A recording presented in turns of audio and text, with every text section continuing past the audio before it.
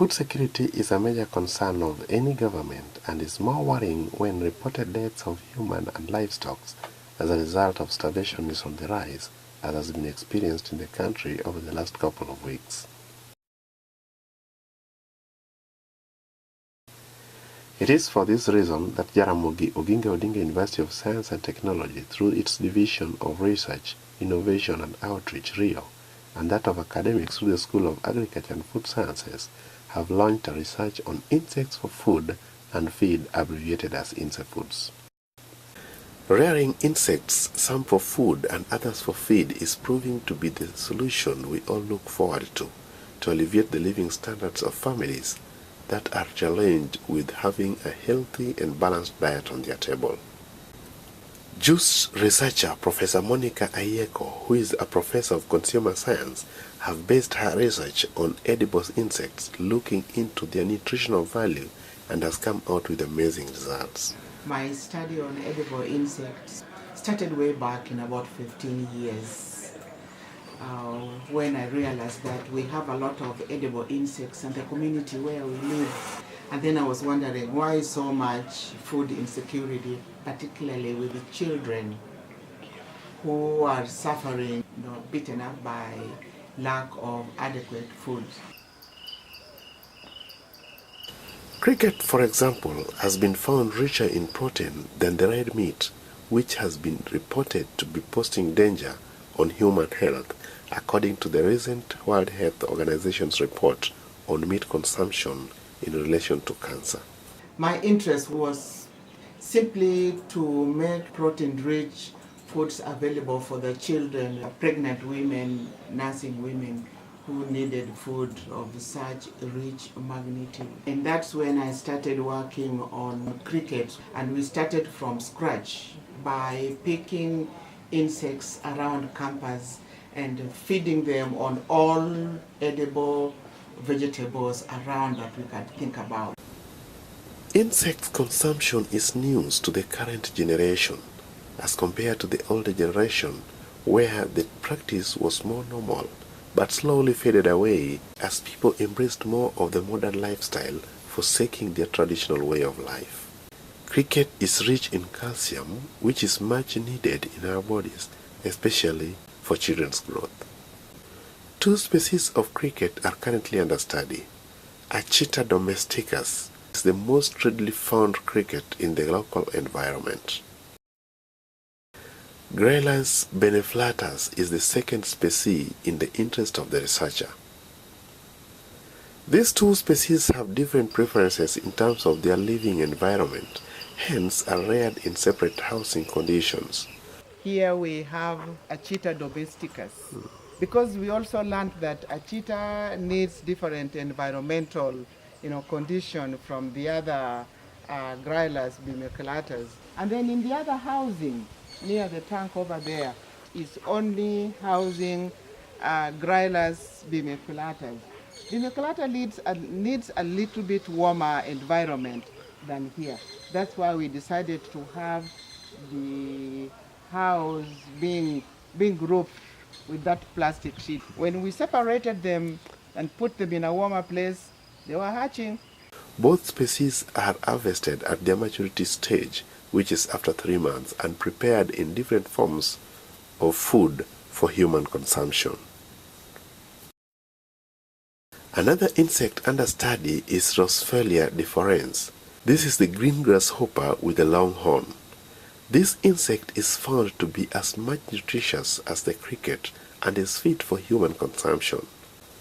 It is also harvested at its maturity age of 3 months. The harvest is safely transported to food laboratory for further processing into various forms of food products that include biscuits, sausages, samosas, pilau, and many others as per the wish of the specialist. He's not ready. He's still working with it. He's not very good.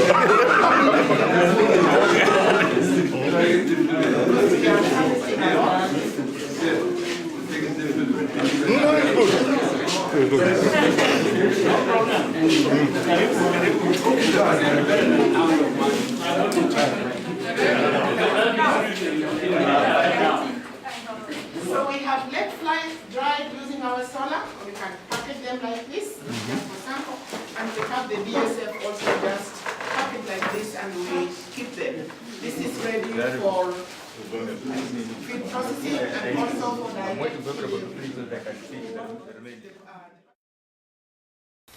Black soldier fly, a common insect mostly found around rotting garbages and fly free in the air, is of greater interest in this study.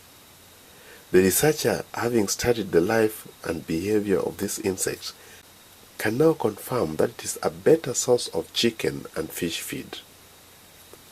Black soldier fly can easily be domesticated by simply collecting fruit and vegetable garbage, which will attract them from the atmosphere.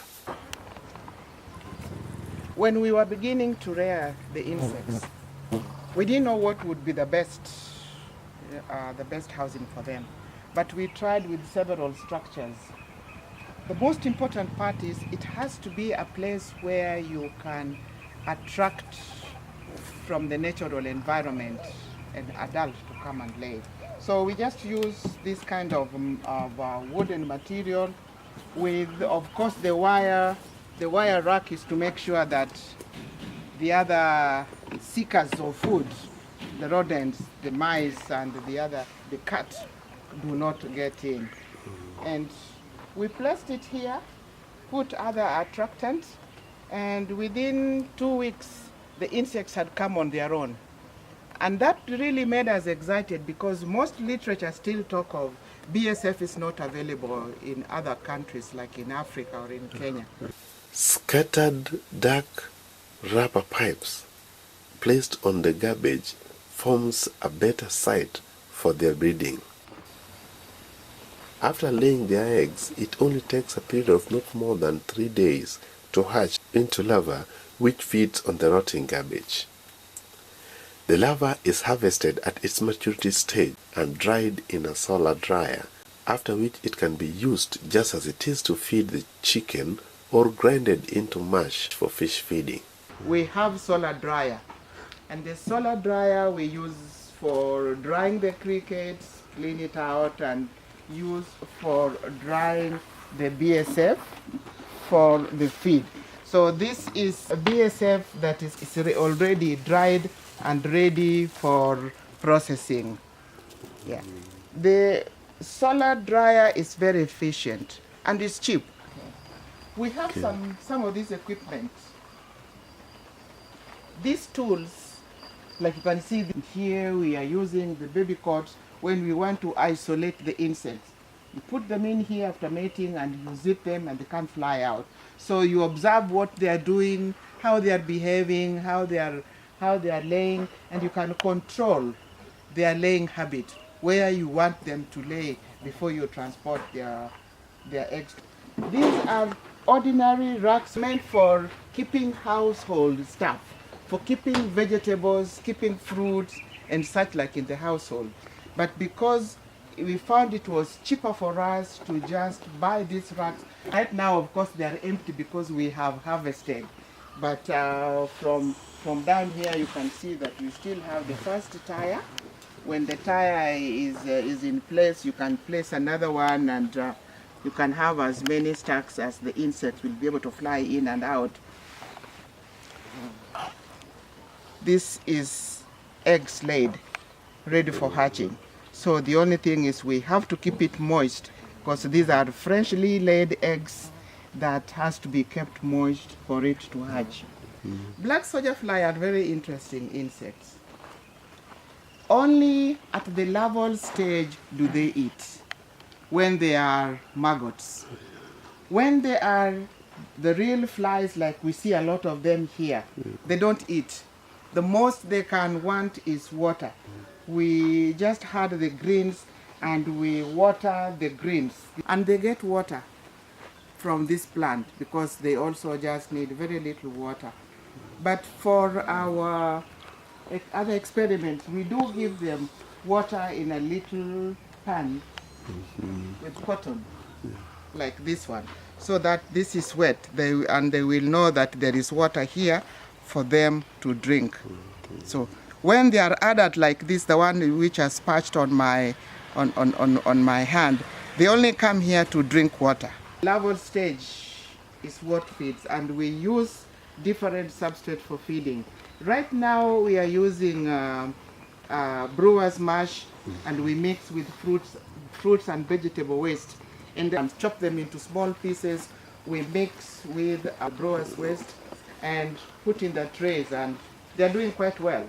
The whole process is about a month. They lay the eggs, and after laying the eggs, hardly 3 days they hatch into larvae. They take another 2 weeks, they hatch, they start feeding. I mean, when they hatch, they start feeding very, very ferociously. They're old enough, they start pupating. And we only harvest them when they are at the pupating stage. So they crawl out into a dry place and we harvest them. Or we can also harvest by the technique that we have shown you. A black soldier fly will not lay eggs where there is no food for the forthcoming babies. They only lay when they know there is adequate food for the babies to hatch and be able to, to live well.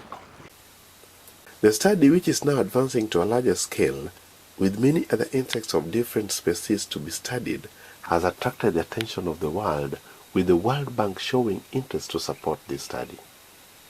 Just recently, Jaramogi Oginga Odinga University of Science and Technology, JOST, won a grant through a proposal writing from the World Bank to the tune of 600 million Kenyan shillings, spread across a period of 5 years, and is meant to establish a center of excellence for sustainable use of insects for food and feed.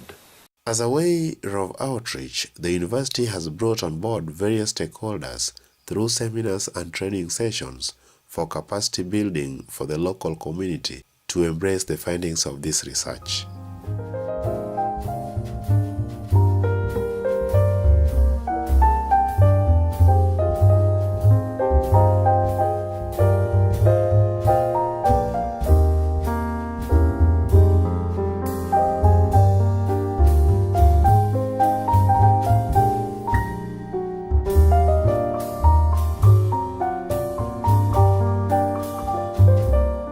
Asked me about sustainability of insects for food, and that was when not many people are interested in insects for food, and the most question asked is sustainability. Eventually we have been researching now on food, we have been researching on housing, and we are getting to know quite a bit about crickets, rearing crickets for household, and we have even ventured into large-scale production now, so that farmers can pick it and run with it as another alternative mini livestock in their farms.